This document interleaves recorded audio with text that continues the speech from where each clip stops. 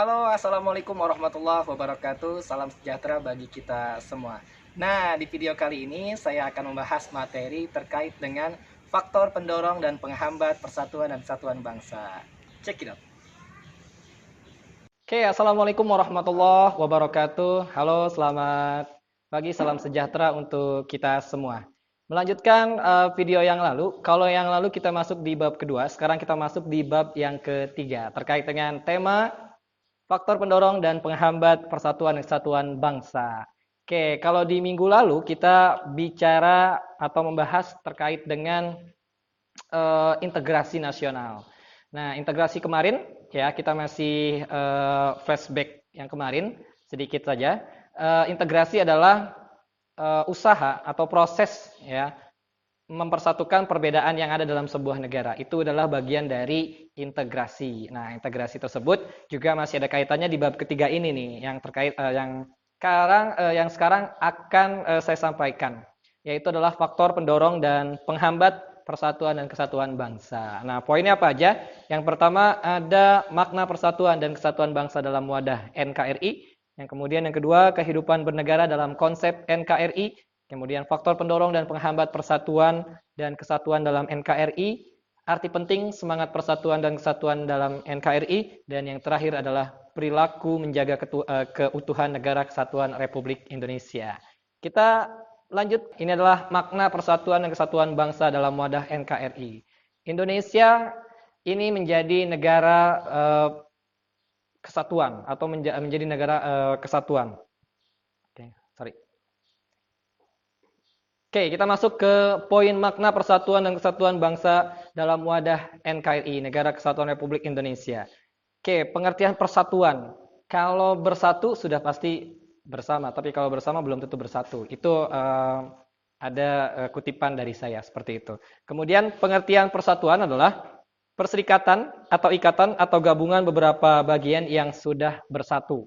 Yang kemudian gagasan persatuan ini sebenarnya sudah dicanangkan atau sudah disampaikan. Yang pertama adalah ide persatuan yang pertama dipublikasikan oleh artikel nasionalisme, Islamisme, dan Marxisme. Yang kemudian yang kedua adalah persatuan tercermin dari Marxisme atau ide akar bawah persatuan untuk kaum proletar dan kaum tani serta kaum melarat ketika di zaman sebelum kemerdekaan seperti itu.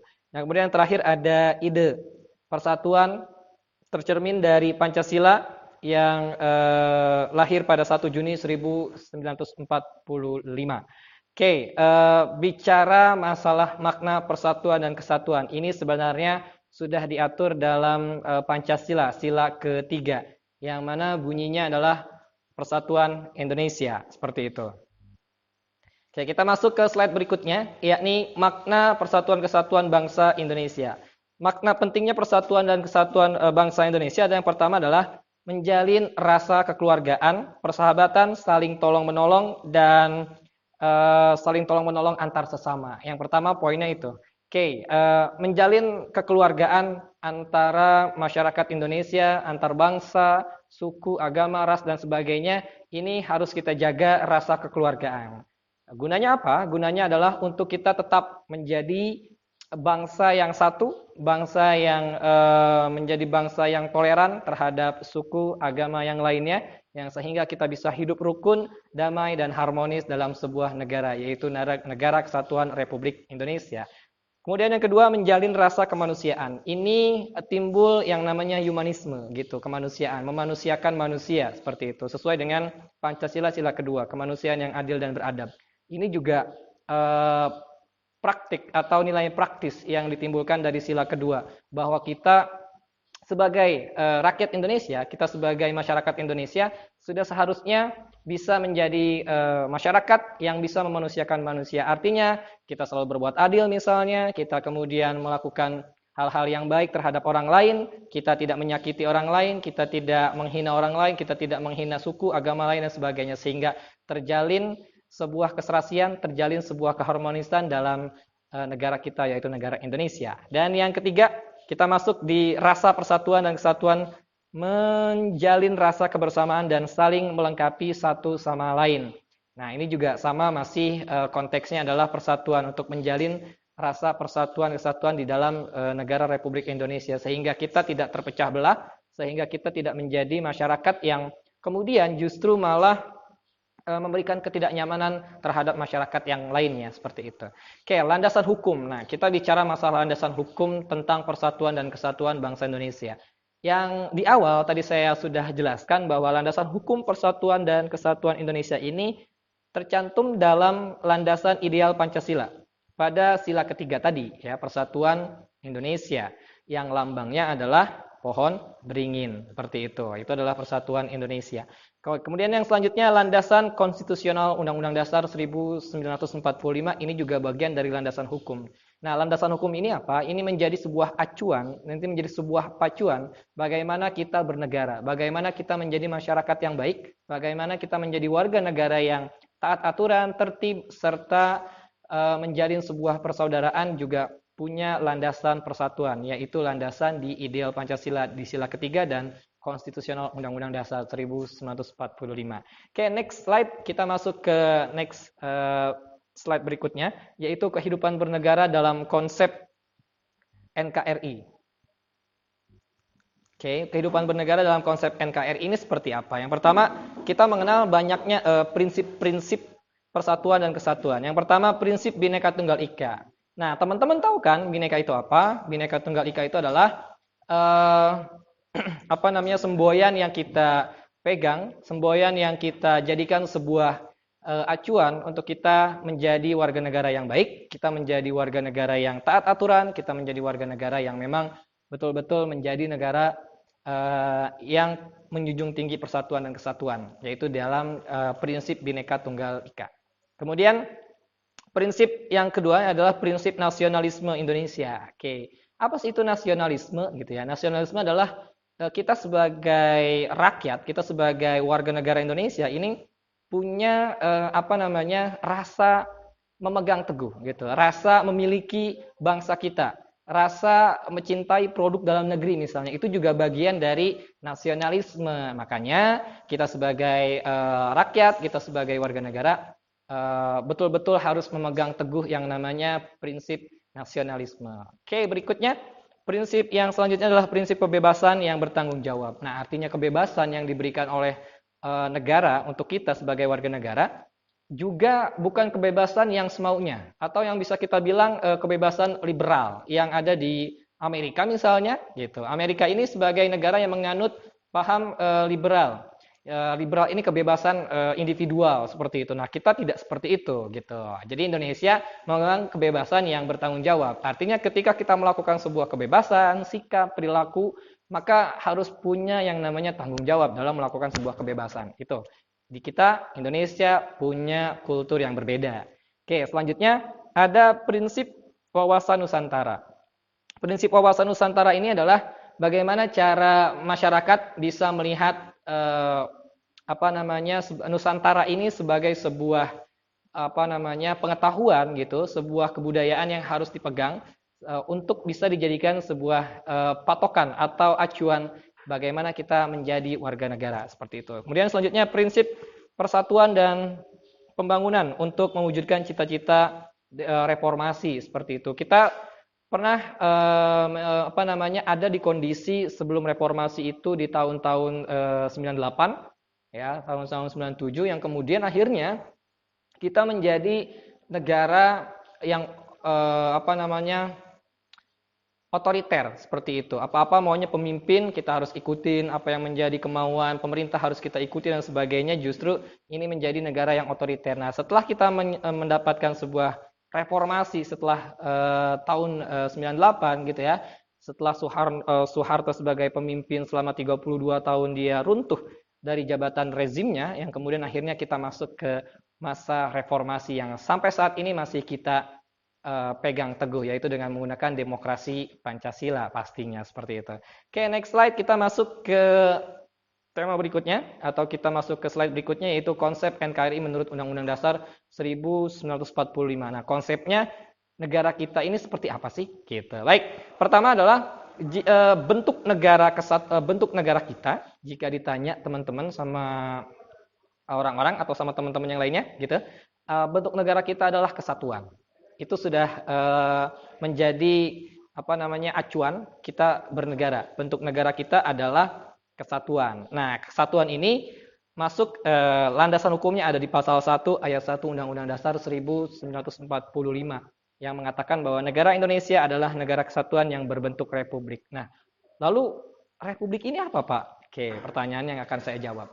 Republik ini adalah bentuk pemerintahan. Kalau tadi bentuk negara kita adalah kesatuan, maka bentuk pemerintahan kita adalah republik, bukan monarki, seperti itu. Kalau monarki adalah bentuk pemerintahan kerajaan, seperti itu. Contohnya misalkan di Inggris, dia menggunakan bentuk monarki, dan di Indonesia kita sebagai negara bentuk pemerintahan kita adalah bentuk republik, seperti itu. Yang kemudian selanjutnya sistem pemerintahan di Indonesia ini konsepnya seperti apa? Oke, sistem pemerintahan kita di Indonesia ini dan saat ini adalah sistem presidensial, seperti itu, bukan sistem parlemen. Mungkin di tahun-tahun sebelumnya kita juga menggunakan sistem parlemen, tapi setelah kita masuk di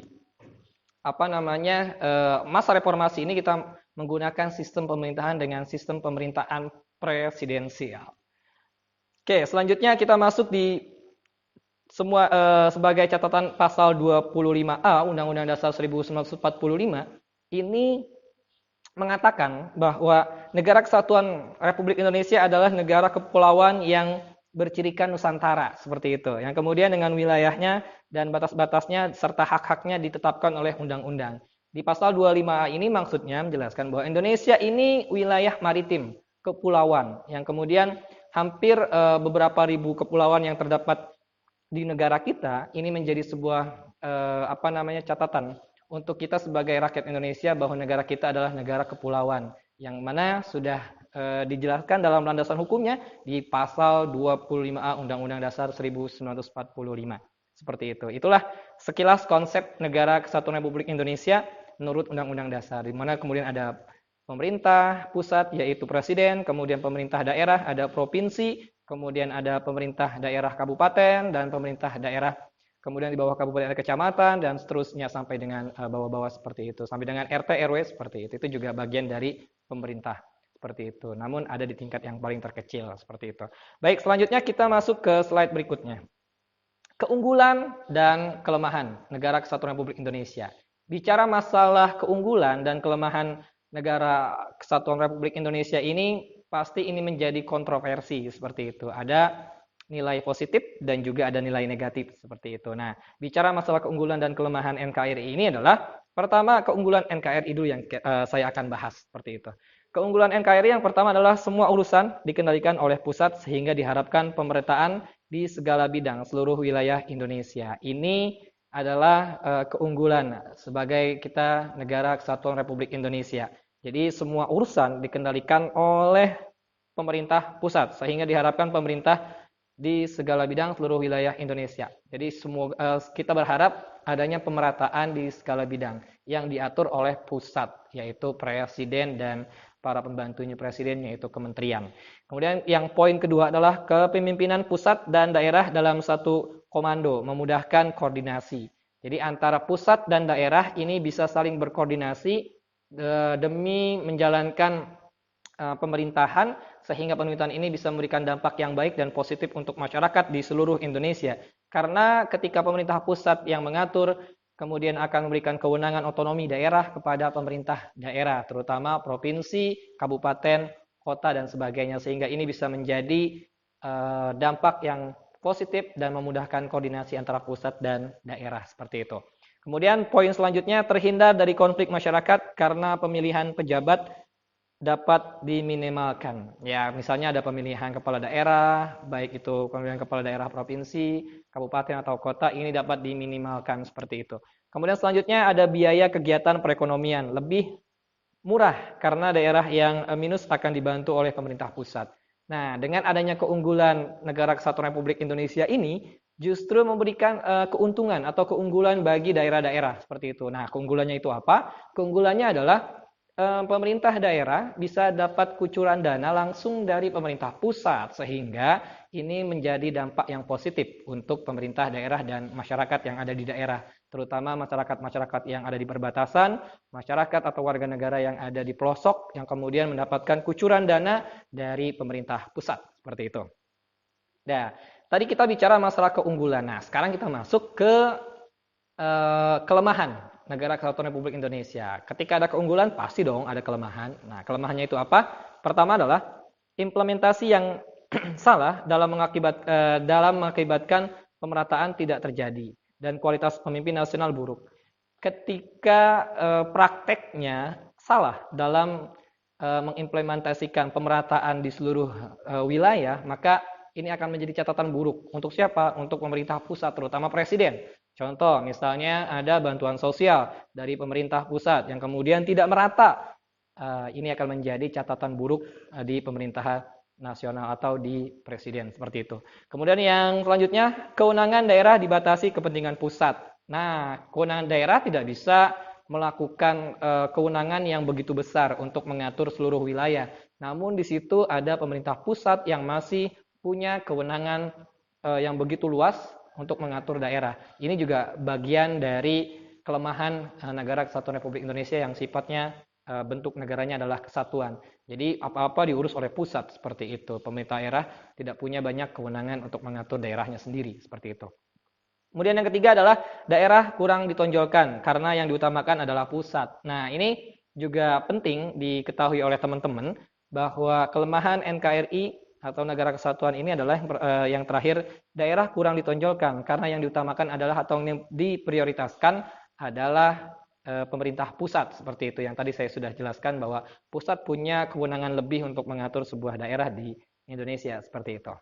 Oke, kita masuk ke slide selanjutnya. Faktor pendorong dan penghambat persatuan dan kesatuan NKRI. Kalau tadi kita bicara masalah persatuan, persatuan itu adalah sebuah kesatuan atau menjadi satu dari sebuah yang berbeda atau bisa kita namakan sebagai integrasi, ya, usaha menyatukan perbedaan yang ada sehingga menjadi satu kesatuan yang utuh dalam sebuah negara. Nah, kemudian bicara masalah faktor pendorong dan penghambat persatuan dan kesatuan negara kesatuan Republik Indonesia ini, pertama kita akan masuk ke faktor pendorongnya terlebih dahulu, ya. Faktor pendorong persatuan kesatuan adalah pertama perasaan senasib. Nah, maksud perasaan senasib ini adalah kita sebagai masyarakat, ya, yang pernah dijajah oleh kolonial Belanda pada saat sebelum masa kemerdekaan. Nah, kita pernah dijajah oleh beberapa negara. Yang pertama adalah Portugis, Jepang, Belanda. Yang kemudian akhirnya ini menjadi catatan penting untuk kita bahwa kita sebagai rakyat Indonesia merasa punya rasa senasib pernah dijajah oleh kolonial. Yang kemudian ini menjadi faktor pendorong kita untuk menjadi negara yang satu, yaitu negara Indonesia. Kemudian yang kedua adalah Sumpah Pemuda. Ya, ini juga bagian dari faktor pendorong. Ketika itu kita melihat flashback histori sejarah Indonesia, kenapa adanya Sumpah Pemuda ini adalah bagian dari kita sebagai masyarakat, ya, melakukan sebuah pengakuan, deklarasi, ya, mendeklarasikan yang terkait dengan Sumpah Pemuda yang terjadi pada tanggal 28 Oktober 1928. Seperti itu, yang dimana dinyatakan sebagai Hari Sumpah Pemuda. Ini juga bagian dari faktor mendorong untuk melakukan sebuah kesatuan dan persatuan di dalam negara Republik Indonesia, seperti itu. Yang kemudian selanjutnya ada kebangkitan nasional, juga kebangkitan nasional terkait dengan beberapa peristiwa-peristiwa sejarah di Indonesia yang kemudian menjadi catatan penting juga untuk kita semua bahwa kita ada rasa ingin menjadi negara yang satu, yaitu negara Republik Indonesia. Kemudian selanjutnya ada proklamasi, juga bagian dari faktor pendorong, dan yang terakhir ada rasa cinta tanah air. Dan rasa cinta tanah air ini yang kemudian mendorong kita untuk menjadi negara yang satu, yaitu negara kesatuan Republik Indonesia. Oke, itu berbicara masalah faktor pendorong NKRI. Nah, sekarang kita masuk ke faktor penghambat persatuan dan kesatuan Republik Indonesia. Yang pertama, poinnya adalah terjadinya perubahan budaya akibat masuknya budaya asing. Nah, ini yang pernah saya katakan, masuknya budaya asing ke Indonesia ini juga bagian dari faktor penghambat, ya, Indonesia untuk menjadi negara yang satu atau negara yang menjadi negara persatuan dan kesatuan. Karena apa? Karena budaya asing yang kemudian masuk ke negara kita ini menjadi problem yang sangat serius, problem yang tidak bisa kita anggap sepele gitu, problem yang kita tidak bisa anggap kecil, tapi ini bisa dampaknya besar. Dan di zaman sekarang misalnya kita ambil contoh, banyaknya orang-orang yang sudah terpengaruh oleh budaya-budaya asing yang kemudian dia justru lebih punya rasa memiliki terhadap budaya asing itu sendiri, bahkan budayanya sendiri sebagai budaya Indonesia tidak dianggap, yang kemudian justru malah dianggap jadul misalnya, budaya kita dianggap sudah kurang update misalnya, budaya kita tidak menjadi budaya yang bisa diandalkan misalnya, yang kemudian ini menjadi catatan sebuah penghambat persatuan dan kesatuan negara Republik Indonesia. Poin selanjutnya ada kemajuan teknologi. Nah, teknologi juga memberikan dampak yang positif dan negatif pastinya. Di sisi yang lain, mungkin teknologi ini memberikan dampak yang positif untuk kita, tapi ternyata di sisi yang lainnya juga teknologi ini memberikan dampak yang buruk, yang kemudian akhirnya ini menjadi faktor penghambat terjadinya persatuan dan kesatuan di negara Republik Indonesia. Dengan adanya teknologi handphone misalnya, dengan adanya teknologi transportasi, pesawat dan sebagainya, yang kemudian ini menjadi catatan penting untuk kita semua bahwa jangan-jangan teknologi berkembang di Indonesia ini bukan malah memberikan dampak yang positif, justru malah sebaliknya memberikan dampak yang negatif terhadap negara kita. Baik, selanjutnya di poin selanjutnya penduduk yang heterogen. Nah, seperti yang saya di awal katakan bahwa penduduk yang heterogen atau bermacam-macam atau punya variasi beragam, ini menjadi faktor penghambat juga di masyarakat kita, sehingga adanya perbedaan suku, agama, ras, dan antar golongan yang kemudian ini menjadi tidak sinkron, ya. Kemudian ini menjadi rentan sekali dengan konflik yang kemudian ini menghambat persatuan dan kesatuan negara Republik Indonesia. Ini juga menjadi catatan penting. Nah, dengan adanya keberagaman heterogen terhadap masyarakat kita, justru kita sebagai masyarakat yang mengerti dan paham betul bagaimana cara berwarga negara yang baik adalah dengan menimbulkan sikap toleransi terhadap umat-umat yang lain, terhadap warga-warga masyarakat yang lain, sehingga terjadi sebuah keharmonisan dalam sebuah perbedaan seperti itu. Baik, poin selanjutnya adalah berkembangnya etnosentrisme. Nah, etnosentrisme ini adalah merasa sukunya lebih baik daripada suku yang lain. Padahal dalam catatan etnosentris itu tidak bisa ada suku yang lebih baik, ada suku yang lebih bagus, ada suku yang lebih jelek dan sebagainya. Tidak ada. Semua suku itu sama atau semua agama itu sama, tidak ada agama yang lebih baik seperti itu. Jadi intinya adalah dalam etnosentris ini Anda merasa suatu kelompok itu merasa sukunya lebih baik. Contoh misalnya orang Sunda merasa orang Sunda lebih baik dong daripada orang Batak seperti itu, atau orang Jawa merasa lebih baik daripada orang Sunda dan sebaliknya dan sebagainya seperti itu. Itu yang menjadi catatan penting untuk teman-teman bahwa tidak boleh punya sikap yang namanya etnosentris. Ini justru malah menjadi sikap yang menghambat persatuan dan kesatuan dalam negara Republik Indonesia seperti itu. Oke, selanjutnya yang terakhir ada pembangunan yang tidak merata. Oke, ini juga problem ya. Karena kenapa? Karena di masyarakat pedalaman misalnya atau masyarakat perbatasan merasa infrastruktur yang ada di daerahnya kurang memadai, atau pemerintah pusat tidak memberikan pemerataan terhadap infrastruktur ekonomi pembangunan, yang kemudian akhirnya justru dia merasa dikucilkan, merasa didiskriminasi mungkin, merasa tidak dipentingkan oleh pusat, sehingga ini yang menjadi catatan penting sulitnya Indonesia untuk menjadi negara yang bersatu seperti itu.